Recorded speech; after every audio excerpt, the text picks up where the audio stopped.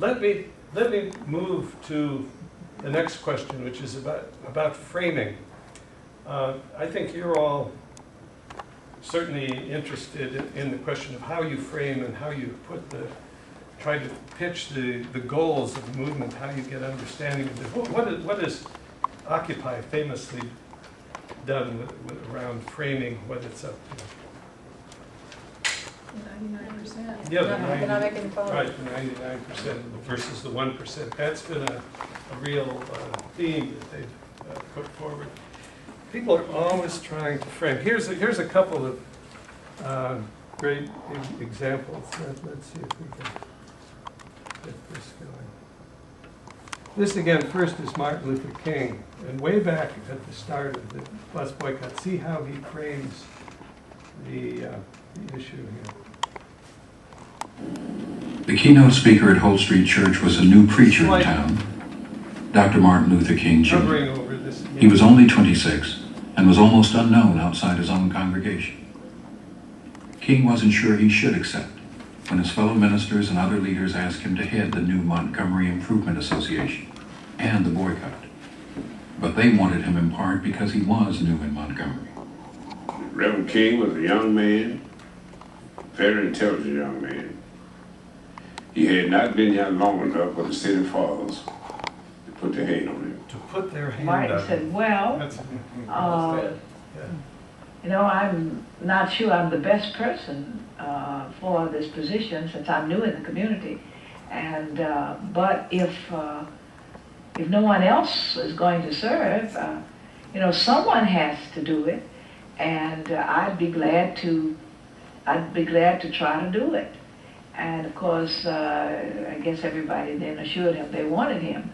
So he came home very excited about the fact that he had to give the keynote speech that night at the mass meeting.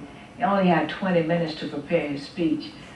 We, the disinherited of this land, we who have been oppressed so long, are tired of going through the long night of captivity. Now we are reaching out for the daybreak of freedom and justice and equality.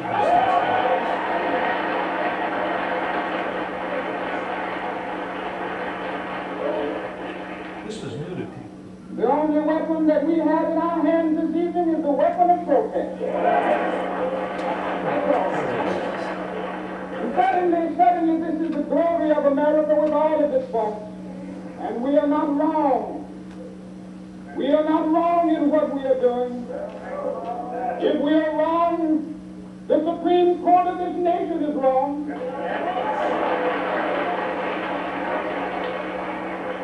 If we are wrong, the Constitution of the United States is wrong. If we are wrong, God Almighty is wrong. There's three good authorities there.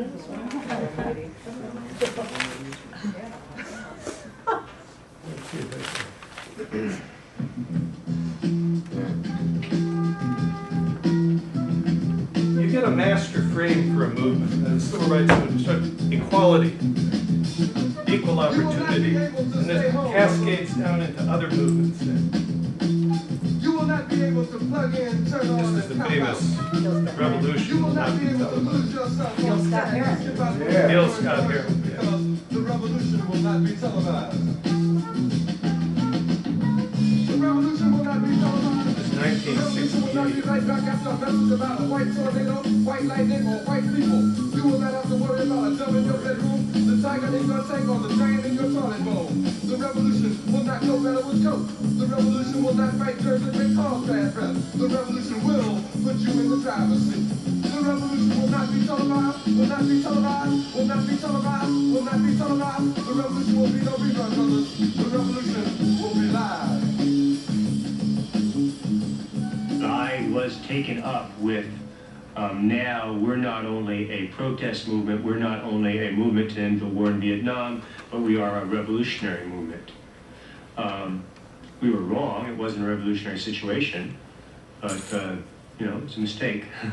Everybody can make a few mistakes. And at the time it had a lot of the aspects to us of a revolutionary situation. 668 was a real high time. You know, what we were doing, you know, we identify with it with the student movement and the large protest movement in Paris. There was a Prague Spring and the feeling that revolution was in the air, east and west, capitalist and communist. It was all coming apart, and a new spirit, new way of liberation was in the air. I felt that the world was unraveling, that history had speeded up. That the world was swirling around me. The movement had expanded. The anti-war movement was immense. The women's liberation movement had begun.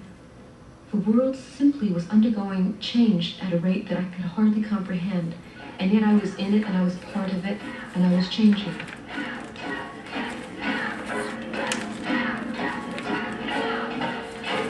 I always remember this particular period of time because the change was so phenomenal. I went to sleep one night and I was a woman who was dissatisfied with my position as a woman in society, but I felt solitary in that dissatisfaction.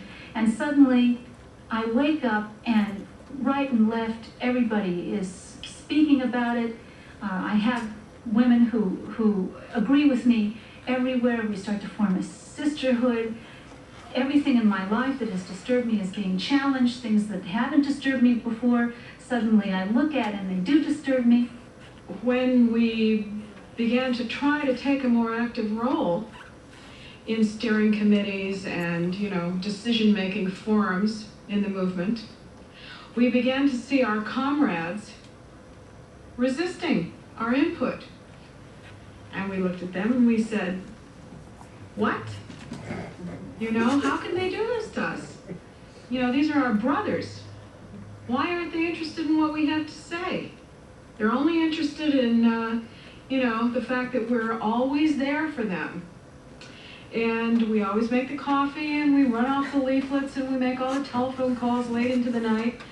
And yet when we try to participate in a more active level, we meet resistance. What you see here is the beginning of a movement that women are human beings and that we have equal rights.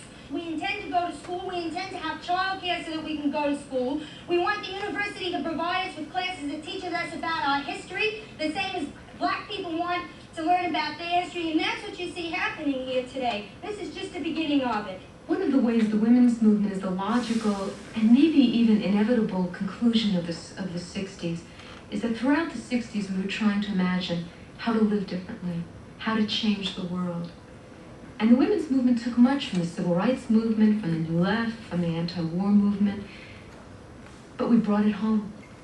We brought it into the kitchen, we brought it into the bedroom, we brought it into the most personal and intimate aspects of people's lives.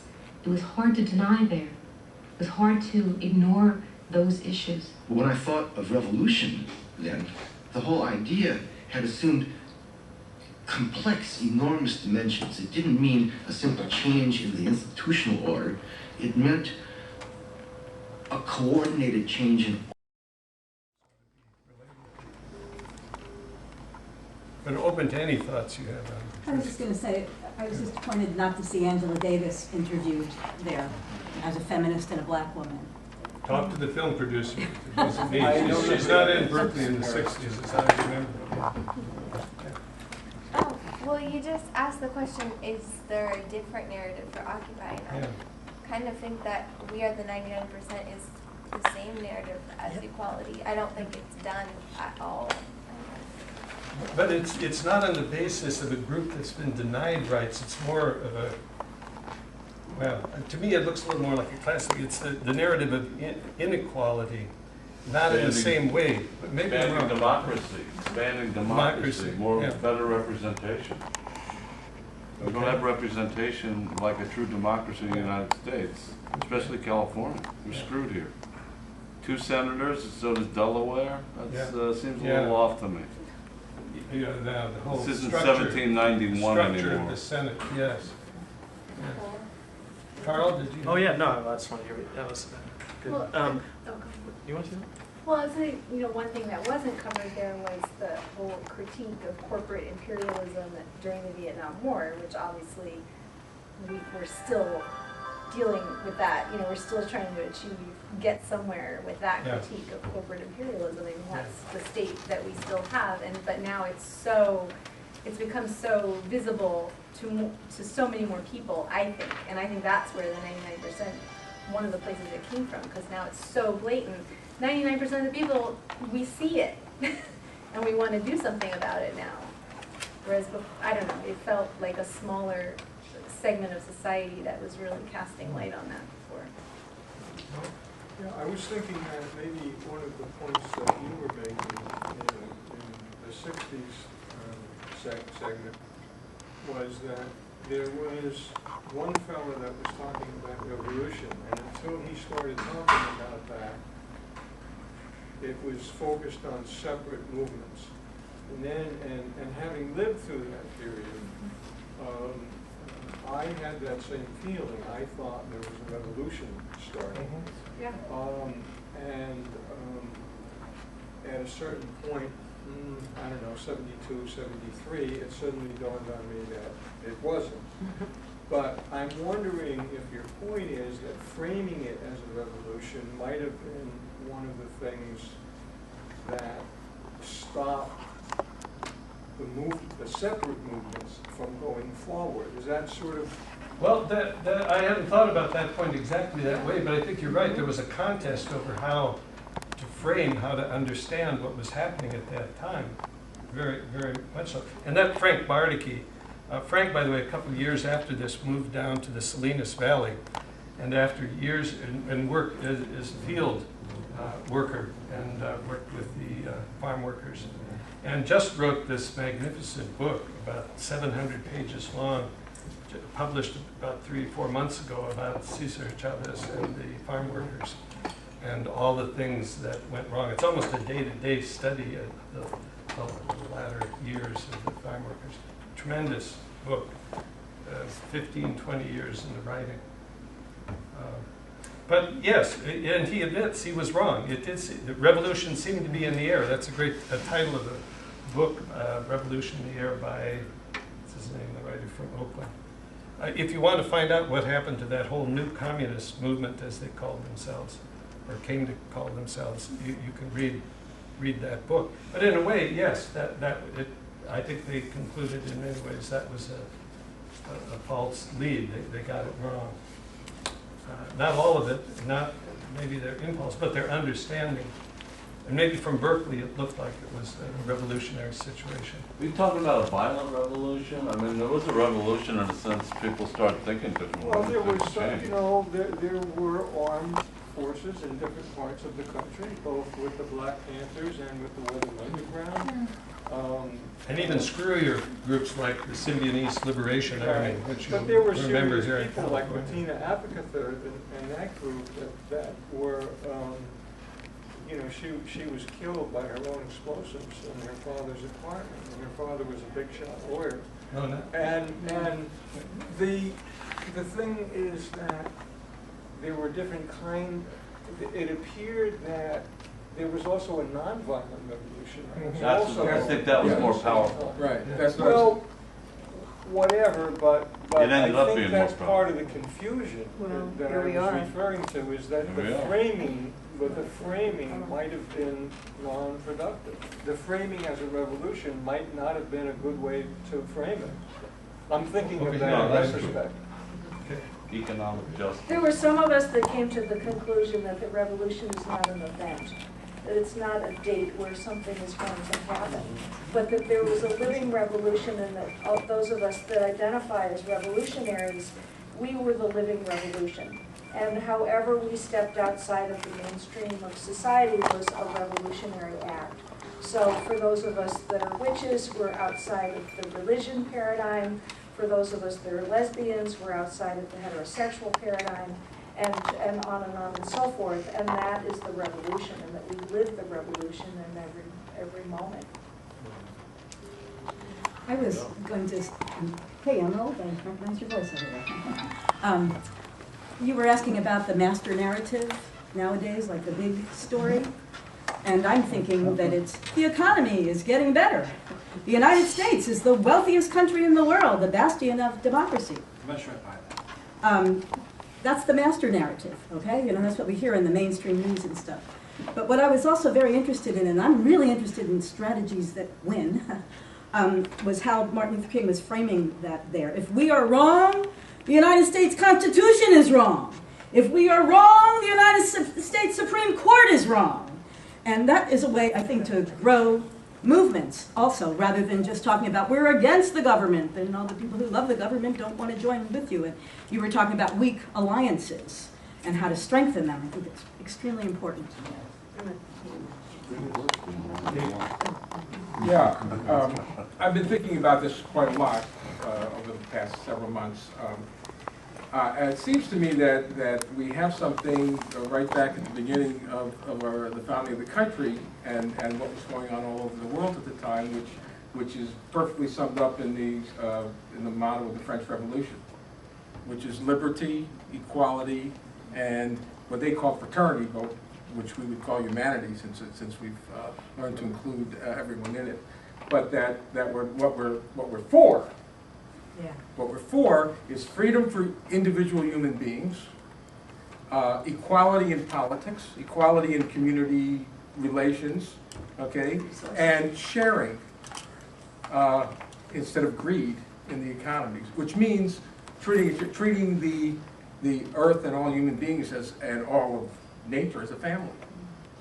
And that's, to me, that's a positive vision that connects to the beginning of our country. You know, in the beginning of that era, the common man that comes in with the French and American revolutions, and who can argue with freedom, fairness, and family? So that's what I've been working on as a framing, because absolutely correct that standing and pointing. I don't think anybody really needs to be told anymore that it's pretty fucked up. You know, and people who are denying that, you're going to have to go so far to, if people have their heads that far out of whack, you know, that they think everything's great now, they're among the people that we don't have to get, I would say. You know? You mentioned just the 1%. No, not even the 1%. There are people who are just, who are, never mind. You just don't need to get 100% of the people to make things change, is my only point with that. Let me mention that I usually have in this outline a day on nonviolence, on the issue of nonviolence. We decided, since presumably that had been discussed at considerable length within Occupy, that we didn't need to take that up here this evening. So given that we're kind of running out of time, are you content to keep plowing ahead here and just get up as you might need to use the facilities rather than take a formal break that will take under 10 minutes for us to get? Okay. Okay, let's see. Oh, okay, we're on the question of leadership. Well, now there's a big one within Occupy. Let's get this. Well, I found out that I could do it. This is about Bob Moses. I didn't think of it so much about dying, about how you're going to die. But the thing was how you're going to live. This has a wonderful piece about a woman named Indesha Bob Ida Mae was so Holland. gentle and so kind. You couldn't ask for anybody better. He planned strategy. He got people out of jail. He calmed nerves. He soothed feelings. He made everybody feel like they had a part to play. I remember one time he pointed to me. He said, now you've been to jail before. You know how they go to jail. And I was glad to say, yes, Bob, I do know. I was glad to be used for something. Whereas the whole town, to me, was looking down his nose at me. The movement said to me, I was somebody. I was somebody, they said. She was, this young woman was raped at age 12, cleaning a house, and became a prostitute. And at first viewed the movement, people coming as possible tricks. And concerns, and for the first time, introduced the possibility of a different life than just picking and shopping time. It unleashed yearning in me. I felt like I had come home. All of my life I had felt kind of odd. The way I thought, the way I felt, the things that I was willing to do. And then here were some people who talked my language, who apparently thought the way I did, and were willing to take risks. And I just felt like, finally. I went looking for Martin Luther King's brother to find my heroes in the movement. And in addition to that, I find also a family setting. I mean, this was it's a turning point in my life. I was in heaven for a minute.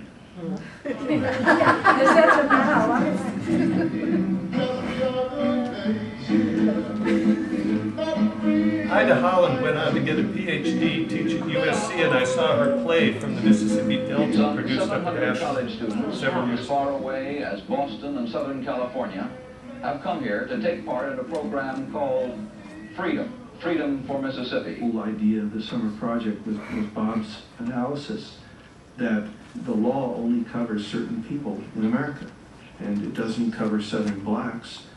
It covers Northern blacks a little bit, and it covers Northern whites a whole lot. And so that if you want to bring the law to the South, you have to bring the people who the law covers to the South. The SNCC staff were smart, and a kind of smart that wasn't just from book learning, but was from having lived a certain kind of reality and then interpreting it and figuring out, well, what can you do about it, and really solving problems. The people who organized the Mississippi Summer Project understood that if I went to Mississippi, my parents would care, my brothers and my sister would care, my grandparents would care, my aunts and uncles would care, the people in the community would care, and people did things because someone they knew or at least someone from their community was involved. If a young black from Mississippi were to get arrested, put in jail, that'd be that. But if one of us got arrested or put in jail, well, it'd be Senator so-and-so on the phone and Congressman so-and-so on the phone and the New York Times calling, and that's what it meant to really bring the law to the South. And so there was a concern on the part of people that, what does that say to people, that you have to have a white body to protect a black person? I mean, aren't human lives worth the same? So you raise in your mind, does America have any obligation to protect me like they protect one of the senator's sons who come down from Harvard or Yale? And you know, that's an irony, but the reality was that I would be a statistic. Before we were going to leave Oxford and go to Mississippi, the word came that 3 civil rights workers had disappeared. James Chaney, Andrew Goodman, and Michael Schwarter went to Mississippi to help register Negroes as voters. It had been stressed at the training school they had just completed that the federal government could offer them little protection. A manhunt began for a summer volunteer and 2 veteran Corps organizers, last seen in a rural Mississippi jail. The FBI discovered their empty car, but no sign of the men. What do you think of it? I believe them jokers planned and sitting off up there in New York laughing at us Mississippi folks. You think it was a hoax? I think so. If they're dead, I feel like they asked for it. They came here looking for trouble. It was very clear to me that they were gone, that they were dead, and I knew that in my bones. And now the problem was how to convey that to the volunteers so that they could understand, so that they could have a choice about going in there or not going there, trying to know really what the conditions were that they had to face, that before they got there, right, the die was cast, the stone was thrown, right, it was very clear what the stakes were. We were all gathered in this big auditorium. I mean, there must have been about 300 of us there. And Bob was up front speaking to us. Bob spoke looking at his feet. And this was almost one of my most profound experiences of leadership. You know, this man stood up who was the head of the Mississippi Freedom Project, Summer Project, and he looked at his feet and kind of shuffled his feet and talked to us about how he felt. That job fell to me, right, of penetrating through that the kids were dead. do whatever you want, you can't bring them back. Now you have a problem. You have got to reevaluate your going to Mississippi in the light of the knowledge that some of your crew are already dead before you even get there. He said, well, like of all of you in this room, probably some of you aren't going to survive the summer. And you shouldn't feel like you have to go. I mean, anybody should feel like they can just get up and walk out of here and not be thought as a coward or anything. It's just, but you need to go too. And for him it was like, I don't want to put you at risk this way, but I have to put you at risk. And he ended that standing up there, you know, in overalls and a t-shirt and just looking at the floor, just saying, all I can say is I'll be there with you. And I would have gone anywhere. I would have done anything he asked me to do. I trusted him so much. It was incredibly powerful. And I left that meeting knowing not only was I going down to Mississippi, but that this would be the course for the rest of my life. And then there was just silence. And the whole place must have been silent for about, I don't know, 5 minutes.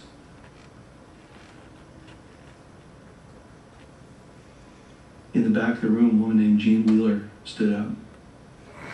And she just started singing. They say that freedom is a constant struggle. They say that freedom is a constant struggle. Oh Lord, we struggled so long.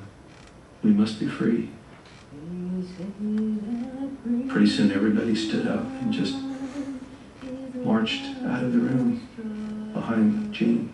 The next day we all went to Mississippi. Is a constant struggle. They say that freedom is a constant struggle. Oh Lord, we've been struggling so long that we must be free. We must be free.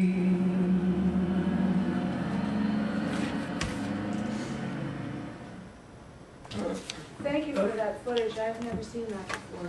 I haven't either. Yeah, it's from the film Freedom on My Mind, I believe it is. It's an incredible documentary.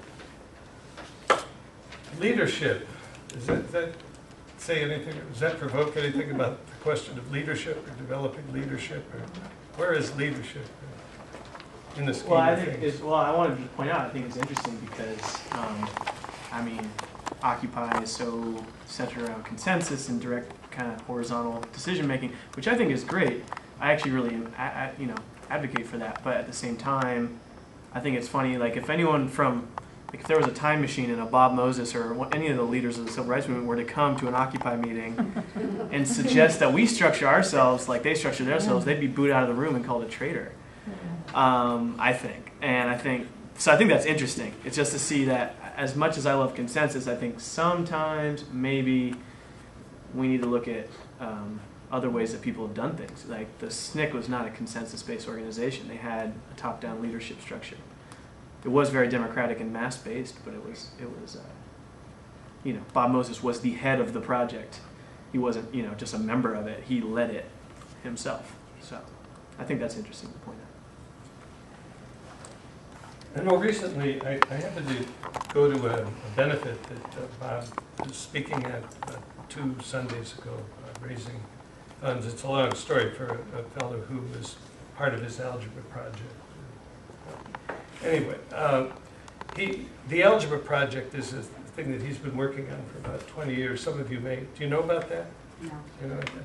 His thesis is that one of the things that really holds back black people from advancing in our contemporary economy here is that they don't get good preparation in math, and they don't get into the college classes and into the departments and into the careers that would allow them to advance. And one of the stumbling blocks there is the way mathematics is taught at the junior high and high school level. So he's in the algebra project. They work with students from some of the poorest places in the Mississippi Delta and in the ghettos of New York City and other places to teach algebra to young kids. He got a MacArthur Foundation award for that a number of years ago and has been continuing on with that. And he's the same, very same soft-spoken guy. I mean, you would know him from just hearing him talk, even though he looks, you know, he's aged a lot since that point, as we all have.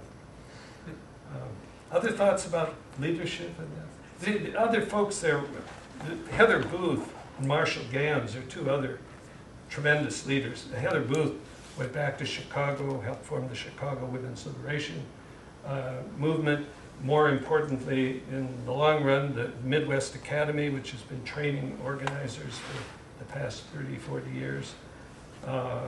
Marshall Gans worked with Cesar Chavez as one of his head organizers for many years until he was finally purged. And now teaches organizing at Harvard. Why was he purged?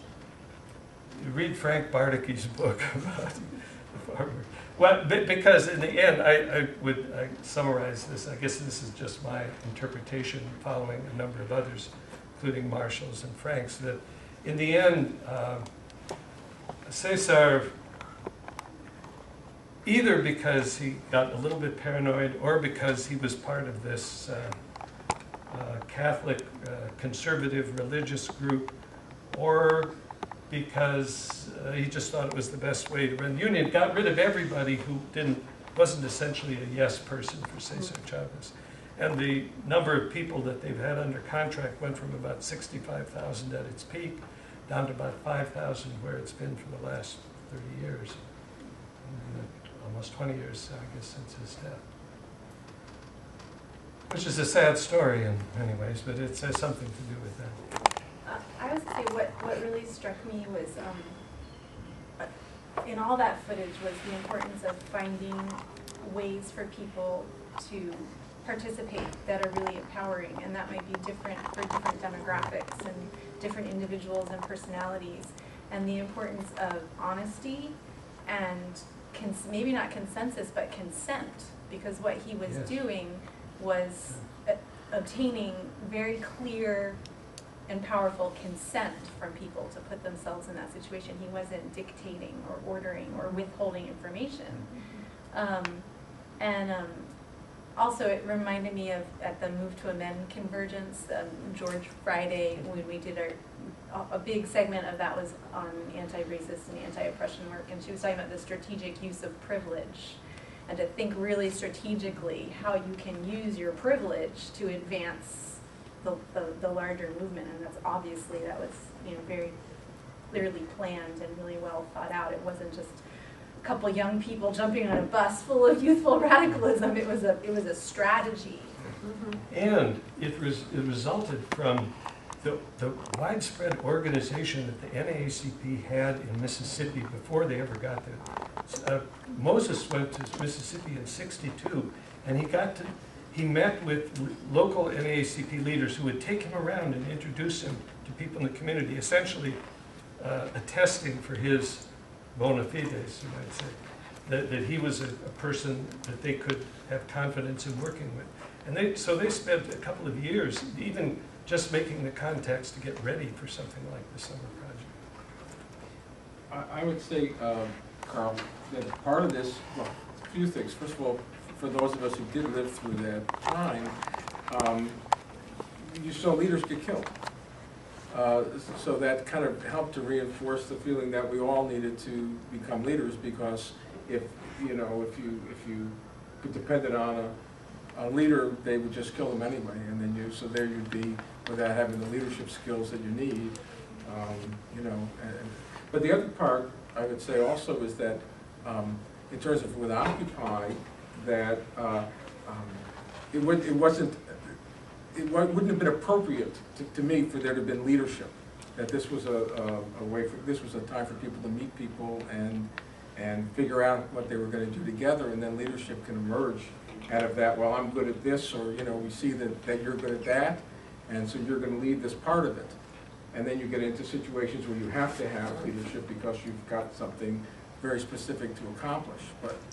But certainly at the beginning phases, who knows who the leaders are? And Moses was not someone who craved leadership. In fact, he fled from leadership, partly because of dismay over people who had gotten killed that he worked to draw further into the movement, and because he just thought they took a wrong turn. And he dropped the name Moses, which had such a resonance in the black community. He took his mother's name, Parrish, and he was Robert Parrish for a number of years, and he went and lived in Tanzania, and only came back about 10 years later to the United States, and is again using Bob Moses, but probably not very many people remember or know who he is. I think we've got Dusty, and then Linda, you haven't had Carl. a chance to speak. Oh, anybody else?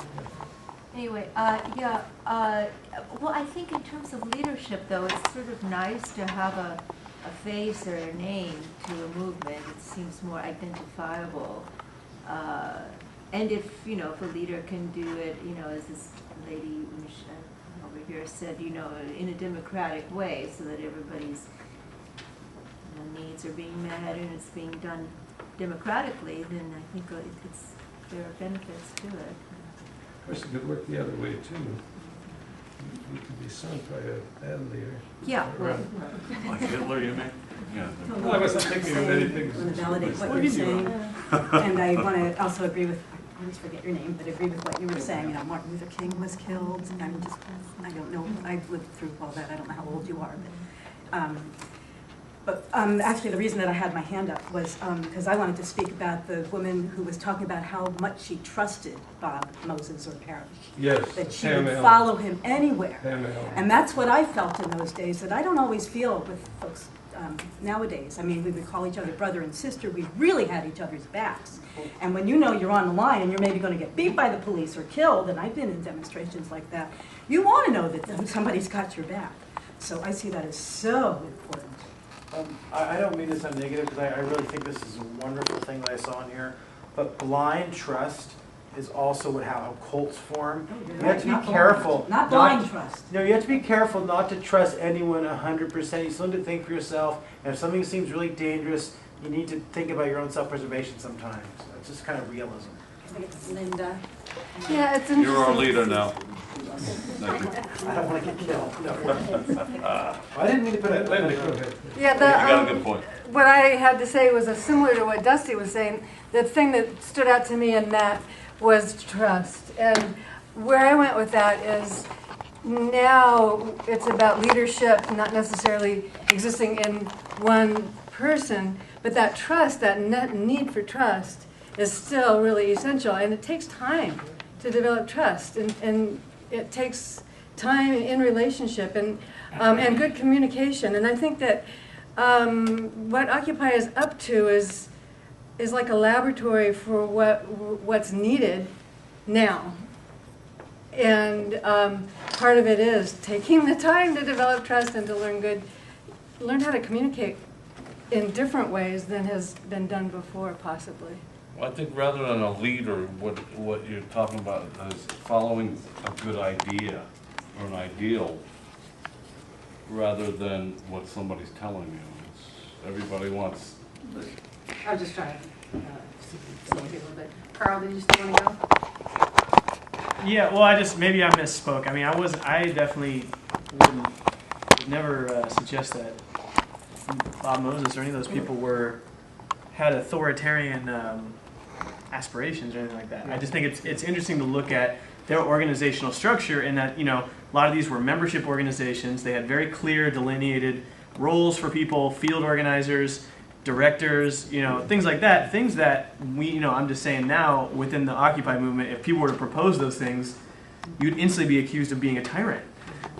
So I think I think that there's been resistance. David and I and I think others we've talked about. There's a great article, and several great articles, but one that comes to mind, "The Tyranny of Structuralistness," which I think we read a lot, but I don't know if we've actually taken it to heart as a movement, because there are ways to be non-hierarchical and horizontal and still have leaders embrace leadership and have very clear, accountable leaders in a movement that aren't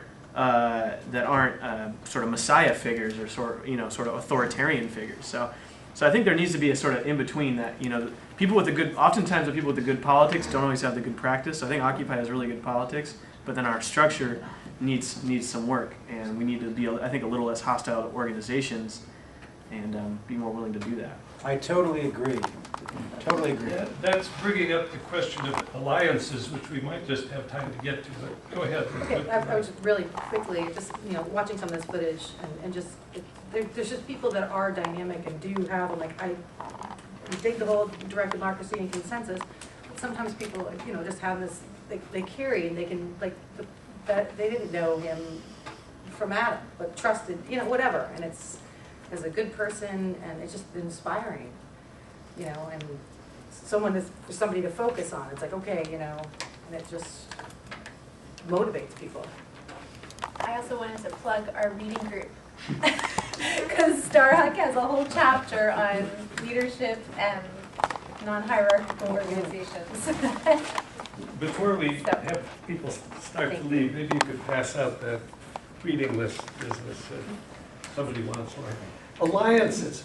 Alliances has been a problem for Occupy, and not only Occupy. So I want to run through 3 quick, brief pieces. One about white allies to the Montgomery bus boycott, particularly the person of Virginia Durr, who's very interesting and important. I can't go into all the things about her. Her sister was married to Supreme Court Justice Hugo Black, who was a former senator from Alabama. A really interesting case about Jim Elliott, who came to support Harvey Milk from a very unusual position with the union movement in San Francisco. This is 35 years ago. If you're a little shocked and offended by his language, please put it in context. And another incident. Okay, let's just take a quick look at this. If you're born into a system that's wrong, whether it's a slave system or whether it's a segregated system, you take it for granted. And I was born into a system that was segregated and denied blacks the right to vote, also denied women the right to vote.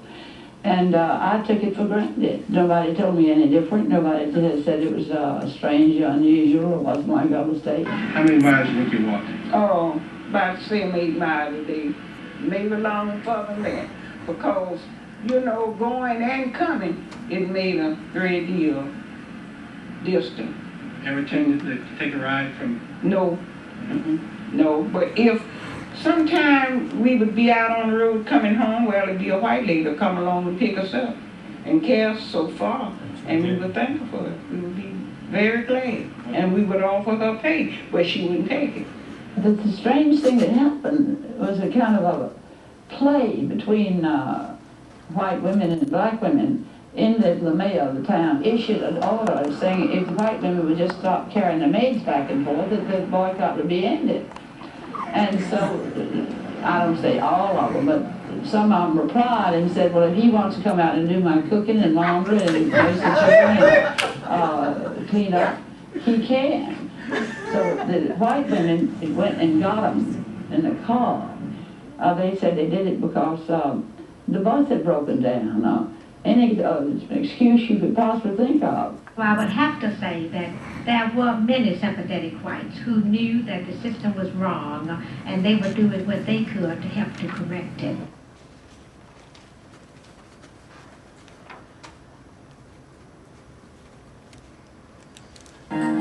He and lover Scott Smith settled down and opened a camera store on Castro Street in a quiet old neighborhood soon to become known as the Castro.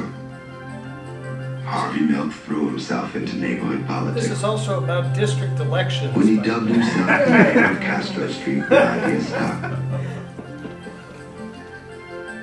In 1973, he tried to make it official by running for the Board of Supervisors, San Francisco's city council. To many, Harvey Milk seemed more like a joke than a candidate.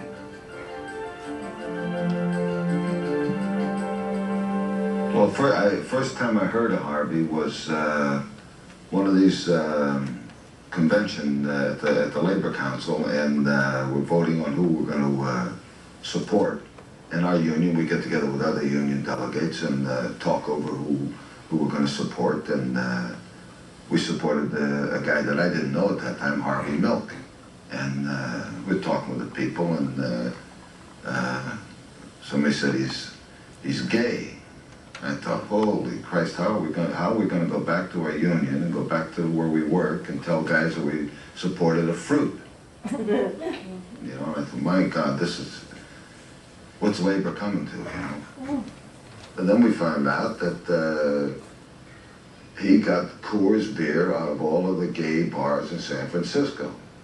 And this Coors beer boycott, which Labor's been trying to do throughout the United States, especially in San Francisco, Labor Town, really hadn't been too successful. You know, I met Harvey for the first time. I mean, I had read about him and had heard a lot about him, but that was the first time I really met him. And it was a rather strange meeting because Harvey was talking about all these visionary things about, you know, the oneness of man and thinking about all the great things that needed to be done, not only in San Francisco, but throughout the country. And I said to myself, gee, this man is never going to make it. Between 1973 and 1976, Harvey Milk ran for political office and lost 3 times. But in each race, he garnered more and more votes, enough to establish himself as a broker for his neighborhood and the growing gay community.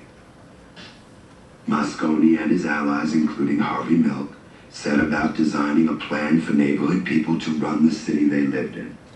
The plan, called district elections, would allow candidates for supervisor, such as Harvey Milk, to run from districts rather than the city at large.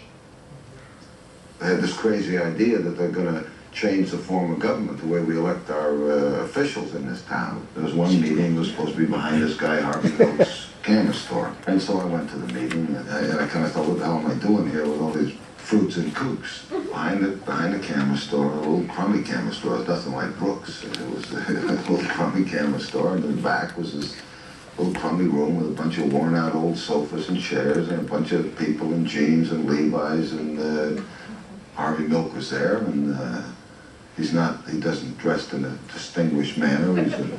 Just looks like any working stiff. The way he handled the people there, some of the people get kind of emotional and outrageous, and he would control them and calm them down and get the thinking going a certain way, and very, very impressive. The voters of San Francisco decided to give the district elections plan a try. In the Castro, a new kind of politics was taking shape. More and more men and women were arriving in San Francisco every day to take up the gay life. The Castros boomed.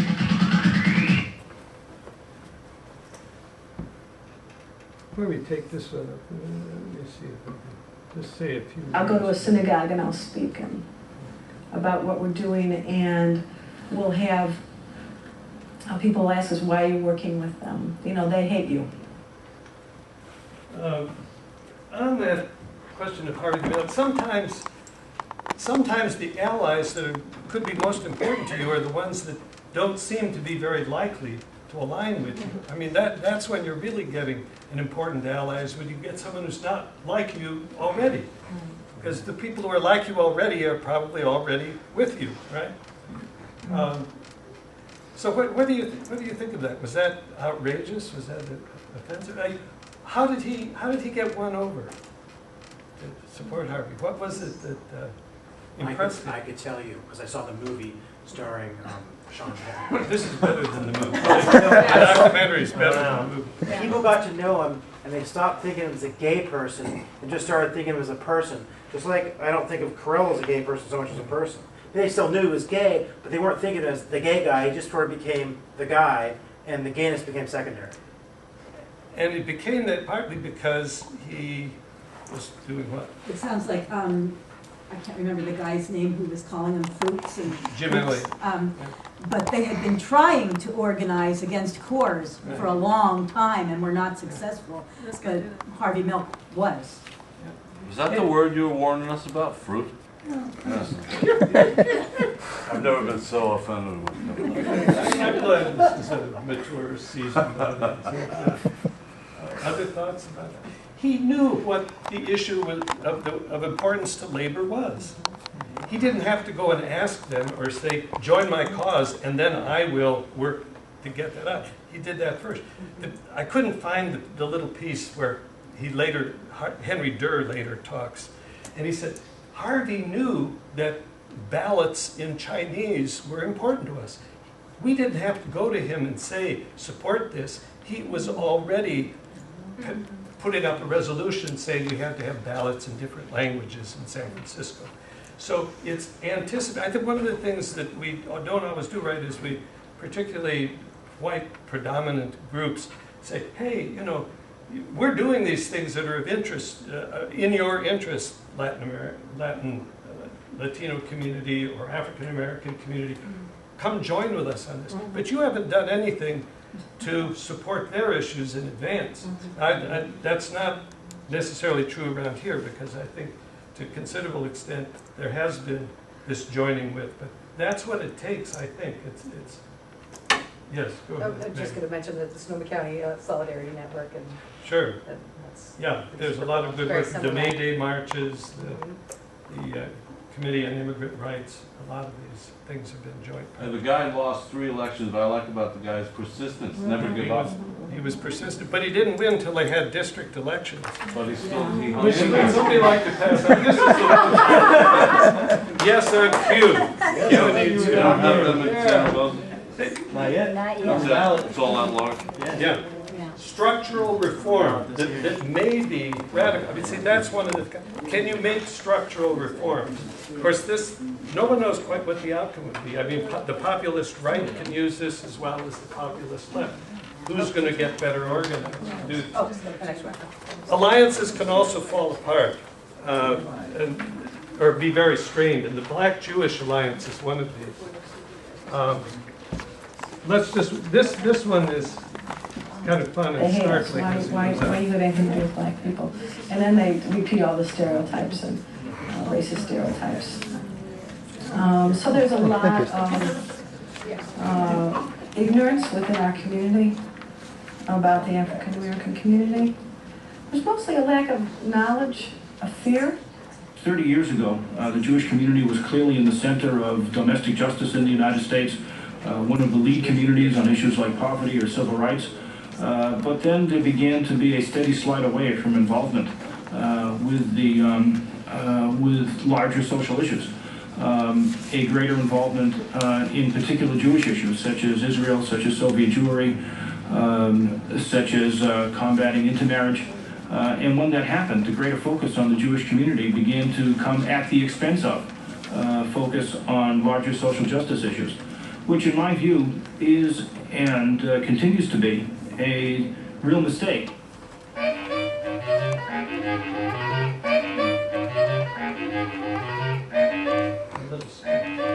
You gotta watch these Jews, my friend. They will turn white on you in a minute. Come on, come on. I tell you, you people show no appreciation at all.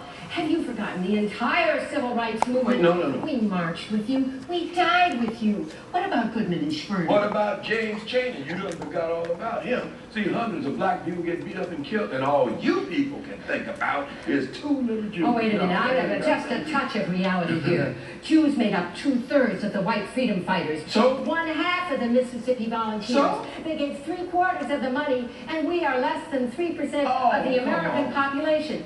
Now, I don't think that is 2 little Jews. Well, wait a minute. Let me tell you something. Those people did not get involved in the civil rights movement because they were Jews. They did it because they were liberals. Some was even radicals. Oh, yeah, right, of course. Because for lots of Jews, being liberal and radical comes from and is our religion. Oh! Well, it seems like your religion has lost a lot of its practitioners here lately.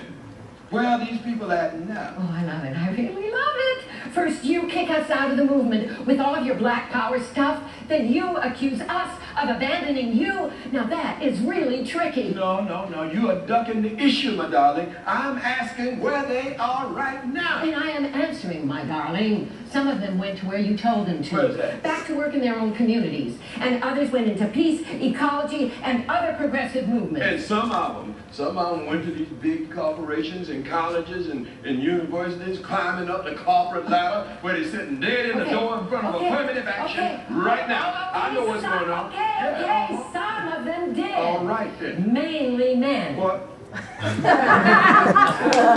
It's always the same. If it's good, it's not you. But if it's bad, it's the Jew.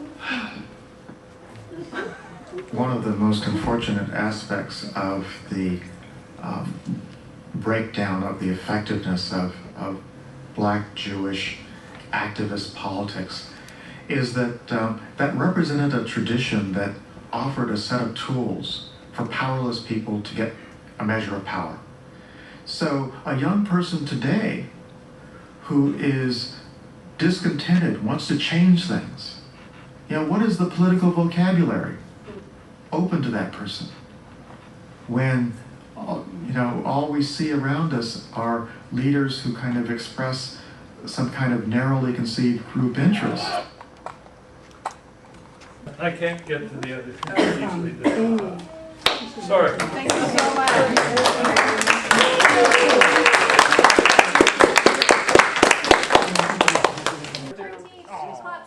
Sorry, I'll be getting drunk in Baltimore.